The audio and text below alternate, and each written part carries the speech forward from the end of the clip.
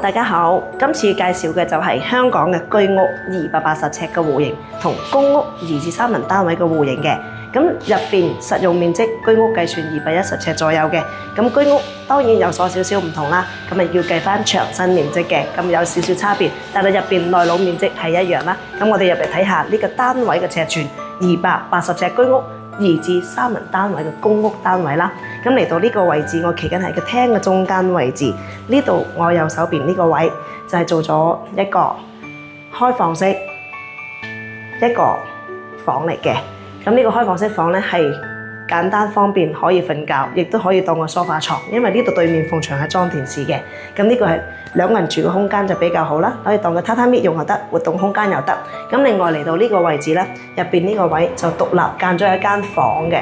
咁呢度係攞咗飾櫃間咗間房，係做翻一邊個位置俾呢個廳呢邊用啦。咁我睇翻呢個房入邊嘅床嘅尺寸有4尺啦，咁衣櫃啦、化妝台、玻璃櫃啦，就全部齊晒㗎啦。咁呢個一個組合式嘅房嚟嘅，咁啊呢個就有私人空間啲嘅，咁出邊呢個就開放式房嚟㗎啦。咁啊，如果轉翻個身喺我後邊呢個位置係獅子櫃加電視櫃一個組合一套過嘅。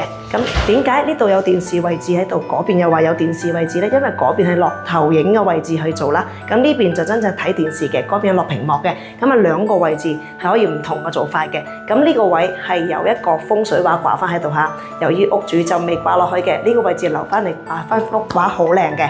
咁呢個房嘅位置就分配咗2個房啦，一個廳啦。另外嚟翻廚房位置啦，廚房位置呢度就做咗上櫃 L 型下櫃。喂，爐頭裝晒，有煲煲餐餐煮得飯食，準備入伙啦。油煙機位、洗衣機位全部做齊晒嘅。咁我哋睇翻個廁所呢邊啦，望一望廁所鏡櫃、吊櫃同埋個睇到未？係啦，鏡櫃啦、吊櫃啦同埋洗面盆櫃啦都齊晒㗎啦。咁呢個單位就係我頭先所講嘅香港嘅公屋2至3人單位，居屋280尺個所謂嘅單位尺寸嚟嘅。如果你係手上抽到居屋呢個單位戶型嘅，你一樣可以揾我哋；公屋你都可以揾我哋公司，打俾我哋熱線56829879李小姐，我哋安排免費設計服務，上門度尺，免費同你出埋設計方案嘅。咁呢個過程我哋公司完全係零收費嚇，俾個 like 俾個心我哋啦，咁有意思打俾我哋啦，下集再見，拜拜。